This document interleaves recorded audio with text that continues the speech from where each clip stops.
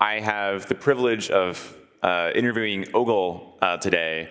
Ogle, you may or may not know him, but you may or may have benefited from his work, has been responsible for recovering over $400 million in hacked DeFi funds. He's worked on Euler, he's worked on Alchemix, he's worked on KyberSwap. Ogle, generally when people think about DeFi security, they think about auditing, they think about smart contract. You kind of come in almost after the fact and thinking, hey, how do we actually get the funds back if there is a hack, and negotiating with hackers directly. How did you start doing this? Like, what's your background? It was such a crazy story when I heard it for the first time. I'm curious to hear kind of more. So I have like a tech hobbyist background, security tech hobbyist background for 20 years, give or take, in the security space. But I also built businesses, and so I've done a lot of negotiation. Like, that's sort of a requirement. And so whenever you come into crypto space, you have a lot of techie people, and they think in the techie's brain.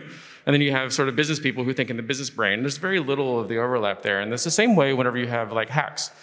You have on the other side someone who has both technical acumen and they have a financial incentive. There's a business and there's a technical side of that. And so in the recovery of these things, so whenever something actually gets hacked, often, for pretty much the entirety of the crypto experience we've had, people go at it from a tech perspective specifically. And they say, I'm going to trace you down, I'm going to find you on the chain, I'm going to do this, I'm going to do that. And there's none of the personal part of it. And so a couple of years ago, there was a hack that happened, and some people who were in a community of mine had a lot of money, $25 million, give or take, stolen. And I said, you know what, let me see if I can get that back. So I found the people who did it. I did some techniques, found who did it, chased them down. They fled from Hong Kong to England, and I found what hotel they were at, and eventually they got arrested, and it was sort of a recovery, and it was really exciting to me.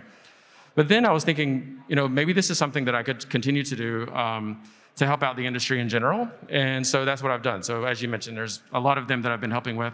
I do a lot less of the tech side, although I'm capable of doing that. I just think there's a little bit less value from that, and I focus a lot more on who's on the other side of the screen stealing the money, and how do I get them to give me the money back without us having to go steal it back. I think that's actually an interesting thread, because I think maybe some of the public perception of these hacks is someone anonymous comes in, they steal the funds, they send it through some sort of privacy service, and then they leave, and you never hear from them again. We can't track it. You've been pretty successful in actually using different methods to find these people and then engage in negotiations. How would you describe the types of people who are hacking, DeFi protocols, and what are these negotiations like? Like, how do you create leverage with them? What are they sort of thinking about when you reach out to them? Kind of get us in that mindset. Yeah, so there's different types of people who do these hacks, and you can a little bit determine how sophisticated they are by how they do the attack. So in some cases, it's like a crime of opportunity. And so clearly, they were just sort of drive by, they see a thing, they press the button, they steal $50 million. It happens. And so this might not be a career criminal. This might just be someone who's clever and saw an opportunity to pick a wallet up off the ground, and they took it, and they, now there they are. And so with someone like that, when you communicate with them, you don't have to be so abrasive. You don't have to be so rude. You don't have to be so mean, so aggressive. You can say, hey, look, you saw an opportunity, you took it, fair enough. A lot of people would, and that's okay. But do you want to spend the rest of your life looking behind you? Do you want to spend the rest of your life worrying if you're going to get arrested? Is it really worth $5 million or $7 million or whatever it is? Probably not. And so, and the communications, which are usually on chain at first, and then I try to get them to go to Telegram or something similar. In those communications, I'm just trying to connect with them. And I'm also being earnest. Like everyone has things they've done wrong in the background. I've never done anything like that, to be fair, by the way. But, we've all done things we wish we hadn't. And if someone can give you a chance to get out of it, sometimes people will take it. And so, so that's the first. But then you have actual criminals who come into this and they plan ahead and they're like, okay, I'm going to exploit this protocol. And that's a whole different ballgame. In those cases, you need to find out who they are and then basically be like, look, we know who you are. If you don't give it back, or most of it back, 90%, whatever the case is, we will have you arrested, or we will release your information, and then people can do what they will. So it's up to you. Do whatever you want to. And a lot of times people say, okay, it's fine. I mean, most of the time, actually. It's about 65% of the time. People say, okay, here's most of it back. I'll take 10%, have a good payday, because I'm a smart, clever person or whatever, and then we all go live our lives. It's interesting that you sort of talk about, hey, some of these are crimes of opportunity. It's like finding a wallet on the street. Some of them are very sophisticated. how would you kind of describe the people who are hacking, or at least you've talked to? Are they young? Are they old? Where are they kind of coming from? What's the kind of general level of sophistication? Yeah, general level of sophistication is very high, as you would expect. The age is, basically whenever the prefrontal cortex hasn't really finished developing yet, and because they're making stupid decisions, right? So it's 18, 20, 22, 24, this kind of arena. And a very, very large amount of them are in Asia. Singapore actually is quite it pumps them out pretty good.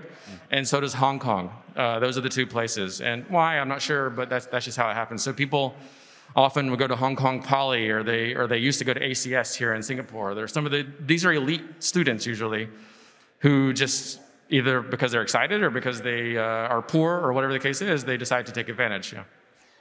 You have really made a name for yourself, I think, in this angle of the crypto security landscape. I really can't think of anyone who has the kind of track record that you do. Like I said earlier, over $400 million in hacks recovered. So people in the room, you may have benefited from some of Ogle's work if you've recovered some funds. You were also recently named an advisor to World Liberty Financial, which is a project that is associated with some members of the Trump family and that they're working on. Give us some more of the background there. Like, how are you working with them? What kind of motivated you to get involved? Yeah, so one of their advisors, who's public, he hit me up, and actually he owns a protocol that at one point I did a recovery for. So they had a hack, and I got them the money back with them. And he said, hey, look, Ogle, can you do a phone call? I need to make sure I'm secure and safe. And I said, not a problem. We got on the phone call. We talked for 15, 20 minutes. And I said, hey, I don't know who's on the team or who else is there, but your weakest link is going to be everyone else. And so why don't we get on a call and why don't you put me on a call with the team, and I'll teach them some things and make sure everyone's safe and secure. And he said, okay, sure. So we got on the phone, we got on a Zoom call, and it turned out that I recognized some of the people who were involved. They just didn't know my name in crypto. And so they were like, oh, shoot, it's you. Oh, I had no idea. And so fast forward a couple of days, they said, would you want to be on the advisory team? And I'm thinking about this because it's complicated. Like, on one hand, if this thing does really, really well, then I'm essentially like, I'm forever, 50% of people forever hate me because there's an alignment with Trump. On the other hand, if it does poorly, like 80% of people are going to hate me because I'm aligned with Trump and it's screwed people, right? And so there's really no positive outcome here on a personal basis. But on the other hand, I really felt like it was important to, as best as I possibly can, try to be a part of this, because with Trump being involved, a lot of people are going to come in, and these are going to be people who are like old, like my grandpa, who don't really know what they're doing, but do want to do it, right? And so that's like a recipe for disaster in crypto. We see it all the time with exploits and hacks and thefts and this sort of thing. And so I thought, okay, if I can embed myself there and get in between the bad guys and, for example, my grandpa and the tens of thousands of other grandpas like mine who are probably going to come in, net, that's probably a positive thing to do. So that's really the motive. That's a good point. It's not so much an endorsement of the project, whatever it may be. You're placing guardrails to make sure, hey, there aren't hacks, or at the very least, we can recover any funds that might be hacked. If Kamala Harris had one and she hit me up, I would have done the same thing. It has nothing to do with politics. It's not any side of the political spectrum. We care about the users.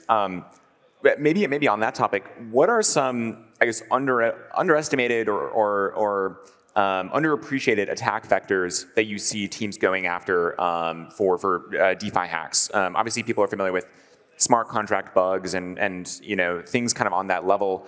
What are some attack vectors that you've seen people exploit that maybe teams didn't appreciate or sort of guard against ahead of time? There's really, really cool attacks actually being done by some more sophisticated groups. There's stuff called spear phishing. Spear phishing. It's been done for a long time, but these guys are doing a really good job of it. And so basically what they do is they'll say, they'll hit you up, but they'll hit you up from like a friend you had when you were 14 that you haven't kept up with. And how do they know that? Because they spent 3 weeks learning about your life. And so they'll hit you up from Johnny, and you used to be friends with him, but you don't know what he looks like anymore. You guys haven't talked in a while, but now you are. And he'll say, hey, look, I know you're in the crypto space. I am too. I actually have a really, really solid job over here at Paradigm. I know you're doing great over there at Dragonfly, but Paradigm, come on. And so, would you want to chat? And you say, yeah, sure. Let's get on there. And then they'll actually, they'll send you some software to download to do the Zoom meeting, but it'll be a fake Zoom or a fake application to do that. Suddenly, they're in your system. they'll actually have the call. There won't be video, but they'll do a call. They'll use voice obfuscation or AI to fake the voice for a little while. It'll sound a little choppy, but it'll be believable enough because you haven't talked to this person since they were 13 or 14. So what do you know? Move on. You don't get the job, but what's called a rat is still inside of your system. And so now they're in the Dragonfly ecosystem, and they can sit there and hang out, or they can exploit it in some way. And that's really what's happening. It's happening over and over and over. And in fact, the FBI just released about 10 days ago a sort of a notice to the ETFs that are coming here that they're being very, very heavily focused on for this sort of thing, because it's so easy. You find like someone low level, get a little bit higher level, a little bit higher level, and suddenly you have access to actual real funds that are inside of an ETF, like major amounts of funds. You are working on a new project called Glue, which my understanding is it's designed to address some of these security issues that you've personally experienced and try to help fix in the crypto space. What is Glue? Walk us through it for the audience.